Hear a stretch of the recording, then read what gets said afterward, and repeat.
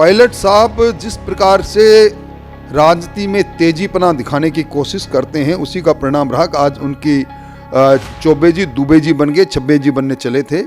उसके बारे में इस प्रकार की ओछी टिप्पणी करनी मैं समझता हूँ ओछी मानसिकता भी है। इस कांग्रेस का जो रवैया मैं देख रहा हूँ, मुझे लगता है कि एक वो कहावत है खिसियानी बिल्ली खंभा नोचे, वो सारी की सारी बात यथार्थ लगती है। कल तक कांग्रेस की राजनीति के शिखर में रहने वाले व्यक्ति आज कांग्रेस के एक कोने में खड़े हैं और ये अपने आप ही सरकार का अंतर्विरोध उसको ले डूबेगा। इसमें किसी प्रकार का प्रयास करने की आवश्यकता ही नहीं। सरकार के मंत्री आज एक पुलिस के संतरी से भी कमजोर साबित हो चुके हैं। नमस्कार, राजनीतिक खबरों के सबसे दिलचस्प ठिकाने में मैं रूपेश मिश्रा आप सभी का स्वागत करता हूं। किसान आंदोलन को लेकर इन दिनों जो सियासत है वो बदस्तूर बरकरार है। भारतीय जनता पार्टी के अपने दावे हैं तो कांग्रेस पार्टी लगातार धरने और प्रदर्शन तक पर उतर आई है। लिहाजा इन तमाम मामलात पर और राजस्थान की मौजूदा सियासी परिदृश्य पर हमसे खास बातचीत करने के लिए उपनेता प्रतिपक्ष राजेंद्र राठौड़ जी जुड़े हुए हैं। राजेंद्र राठौड़ जी, किसानों के मामलात पर अब सियासत कांग्रेस पार्टी ने तेज कर दी है। राजधानी जयपुर में धरना तक दिया गया। सबसे पहले मैं आपकी प्रतिक्रिया चाहूंगा।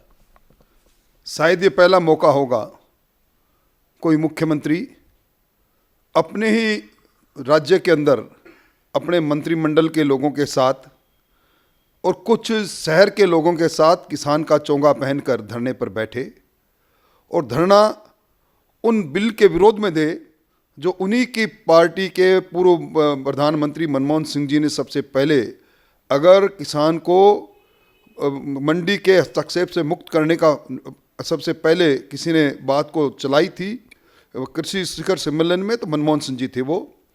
और एपीएमसी एक्ट को मॉडल एक्ट के रूप में 2007 में रखने वाले भी वही थे। और वो कांग्रेस पार्टी जिसने लोकसभा के चुनाव के अंदर अपने घोषणा पत्र में ये कहा था कि अगर उनका शासन बना देश के अंदर वो किसान को उन्मुक्त बाजार उपलब्ध कराएंगे। आज यू टर्न लेकर किसान के कंधे पर बंदूक रखकर एक वैकल्पिक बिलों के बारे में, जो बिल किसान के लिए अनिवार्य नहीं है, किसान चाहे तो मौजूदा व्यवस्था के अंदर मंडी टैक्स देकर अपनी फसल को बेच सकता है और चाहे तो मंडी की दीवार से बाहर बिना टैक्स के अपनी फसल बेच सकता है, जहां चाहे वहां बेचे।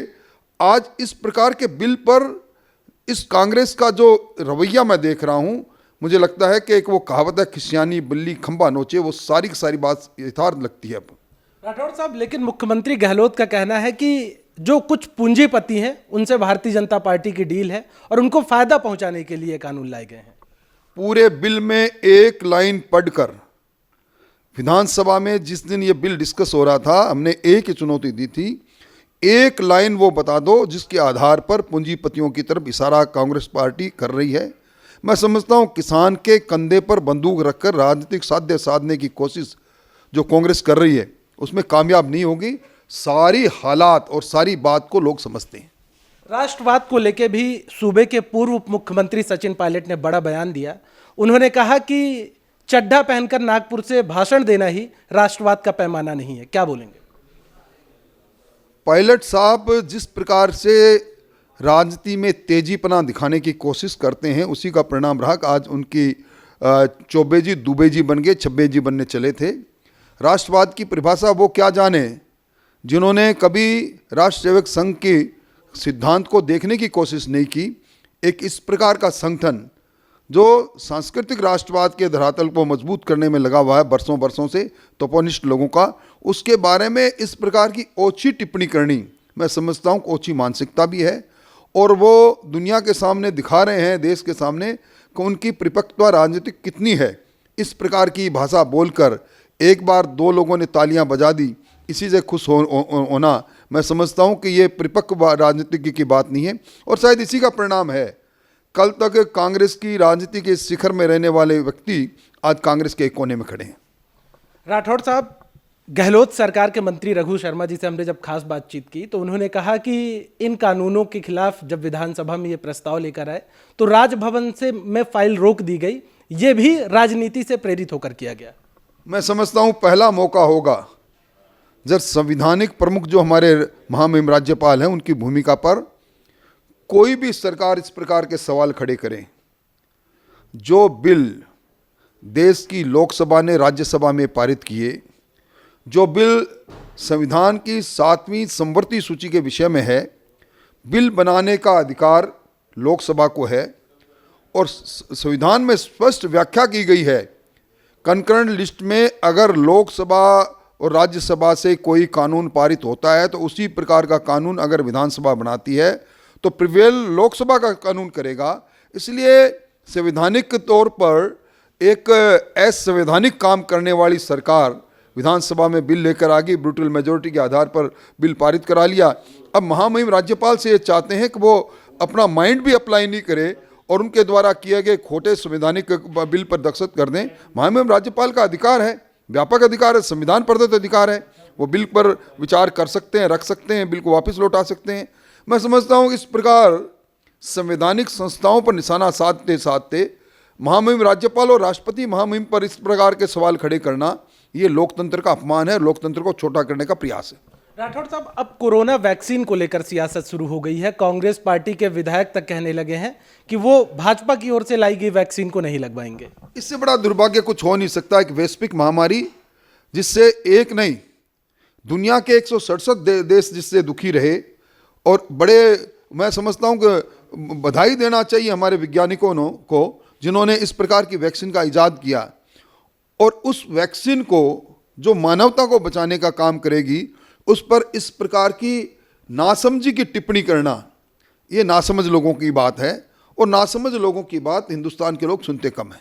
राठौड़ साहब, बार बार बीजेपी के नेता चुनाव कराने के लिए बोलते हैं कि मध्यावधि चुनाव हो जाए, ये सरकार गिर जाए, तो ऐसे दावे क्यों किए जा रहे हैं? देखिए, इस सरकार का जन्म अंतर्विरोध से हुआ था।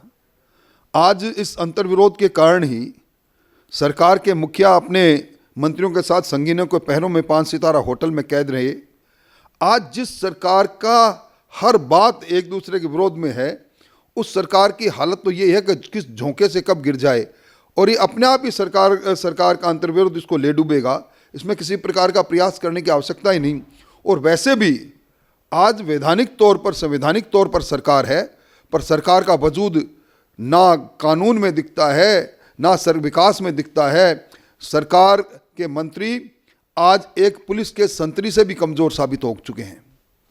राठौड़ साहब, आपने अंतर्द्वंद की बात की, तो प्रदेश कांग्रेस के मुखिया हैं गोविंद सिंह डोटासरा, वो एक मर्तबा नहीं बल्कि कई मर्तबा कह चुके हैं कि जो असल गुटबाजी है वो भारतीय जनता पार्टी में है, क्योंकि वहां मुख्यमंत्री के 6-6, 10-10 दावेदार हैं। मैं समझता हूं कि उनकी नासमझी है ये। भारतीय जनता पार्टी, हमारे इस पूरे भारतीय जनता पार्टी के नेता नरेंद्र मोदी है। हमारा नेतृत्व है, सामूहिक नेतृत्व भारतीय जनता पार्टी के विचारधारा के अंदर है और कैडर बेस पार्टी पर कैडर लेस पार्टी के नेता इस प्रकार की बात कहे, इसमें कोई गंभीरता नहीं है। पूर्व मुख्यमंत्री वसुंधरा राजे को लेकर भी लगातार सवाल किए जाते हैं कांग्रेसी नेताओं की ओर से कि तमाम अन्य नेता मिलकर उन्हें साइडलाइन कर देने में लगे। वसुंधरा जी 2 बार मुख्यमंत्री रह चुकी है, हमारी नेता है, हमारी नेता रहेगी। और मैं समझता हूं कि जब कभी भी उनके स्तर पर जहां भी पार्टी की रणनीति में परामर्श की आवश्यकता पड़ती है तो वो हमारे से वर्चुअल प्लेटफॉर्म पर जुड़ती भी रही है। इसलिए ये कहना कि कुछ लोग मिलकर किसी मान्यता प्राप्त नेता को अलग करना चाहते हैं, ये कांग्रेस के अंदर इस तरह प्रकार का द्वंद्व हो सकता है। भारतीय जनता पार्टी की इस प्रकार की संस्कृति ना रही है, ना रहेगी। तो ये थे उपनेता प्रतिपक्ष राजेंद्र राठौड़ जी, जिनका साफ तौर पे कहना था कि कोरोना जैसी महामारी पर सियासत नहीं होनी चाहिए और भारतीय जनता पार्टी में गुटबाजी जैसी कोई बात नहीं है। कैमरा पर्सन हेमंत के साथ मैं Rupesh Mishra, the fact India, Jaipur.